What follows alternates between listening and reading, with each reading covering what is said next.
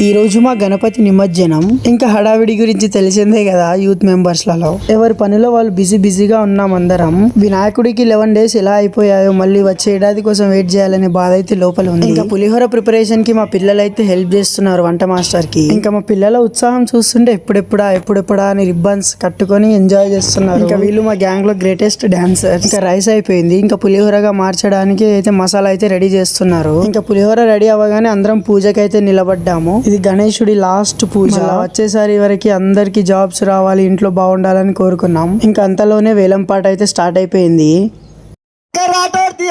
వేలంపాట అయిన తర్వాత ప్రసాదాలు తీసుకున్న వాళ్ళకి డిస్ట్రిబ్యూట్ చేసాం. తర్వాత వినాయకుడిని ట్రాక్టర్ లో ఎక్కించి డాన్స్ స్టార్ట్ చేసాం.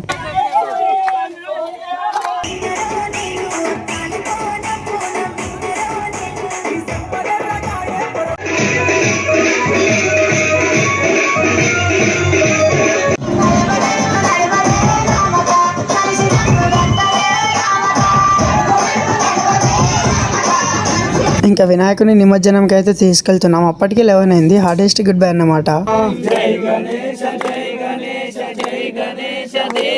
ఇంకా అలా లాస్ట్ హారతి చేసేసి అందరం గ్రూప్ ఫోటో అయితే తీసుకొని వినాయకుడికి నిమజ్జనంకి అయితే తీసుకెళ్ళిపోయాం.